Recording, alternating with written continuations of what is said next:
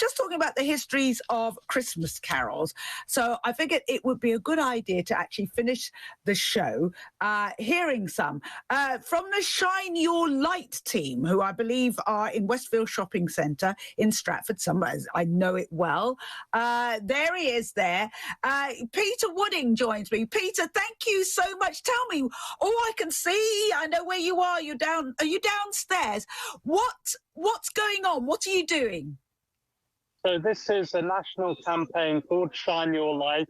There are hundreds of these flash mob carol services happening up and down the country, 55,000 people from more than 440 churches involved.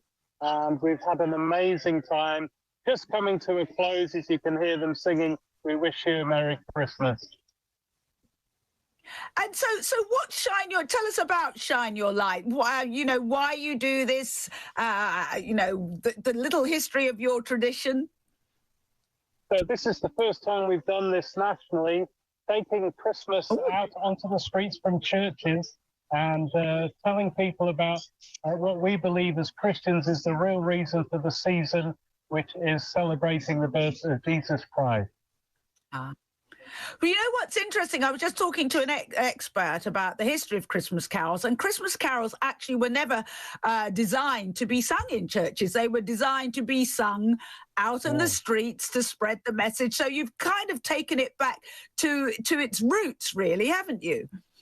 Yeah, that's right, really. It's all about coming outside of the four walls of the church and sharing the festive spirit. You know, we live in such depressing, hopeless times, and yet the atmosphere in the shopping centre tonight has so been lifted. There are several churches represented from around the Stratford area tonight, and people from all three levels above me have been all coming to look and enjoy the celebration. So it really does bring a bit of festive joy and cheer to people it's so busy here. You know, the shopping centre, there's tens of thousands of people. I'm glad I don't have to do all my shopping still. One of the things that it won't surprise you at all that we do know is that singing lifts, we know it lifts the spirits, but also it lifts your mood, helps your mental health. So I'm guessing, although you're giving a lot of pleasure to everybody there at the shopping centre, it also gives everybody taking part a big boost, doesn't it? Oh, you can see the joy on people's faces all coming together here and just all being together. You know, we're all in different churches, but I've come all the way down from North Wales today to be here. I go to a church in Chester. So it's just wonderful to bring so many people together. And like I said before, it's such difficult times at the moment, but one of the great things about the church is when we come together in unity from so many different backgrounds, so many different ethnic backgrounds, different nations, all coming together as one to share about the real reason for the season. Now, are you going to sing us? Will you be able to sing us a Christmas carol? Because I'd love to hear them. I can see them. Can you turn around so we can see them in the background there? Your carol singers. I'll turn it around. Turn it right. Let's have a look. So where are they? Well, I think they've just finished. They're just all congregating now. But are they? We've just finished. Oh, they all disappeared now. Yes, they've all finished. Oh my gosh, that's sad because we wanted to hear them actually sing. I know. I'm so sorry. Oh, blimey! It's always late. So we'll turn around and come back to you. I'm sure you're just as interesting. So just talk me through. We were talking about the whole tradition of Christmas. If you wanted, for somebody who is observant of Christmas and hasn't let commercialism completely consume them. Oh, there we go. Is that one of our singers? This is Jonathan, who is one of the organisers of the whole event. Fantastic. We're live on Talk TV. Live on Talk TV. Goddard. Oh, wow. And she wanted to hear the singers. Yes. They just finished. Oh, fantastic. Oh, my goodness. Well, we've had a great time, and we had lots of people. There are thousands doing the same thing everywhere, and we just finished our own at Westfield. God bless you. Hundreds and hundreds of people heard us singing.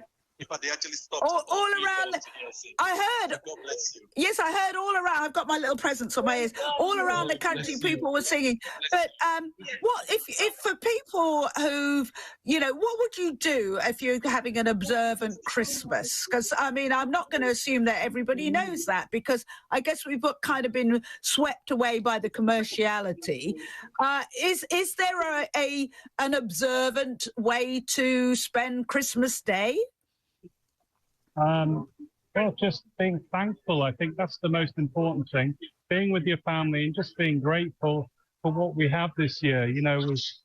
We have so many material things we want for Christmas, but just being grateful that we have our health, we have our family, and we can celebrate what it's all about Jesus and having a relationship with him. So I think it's all about gratefulness and being together.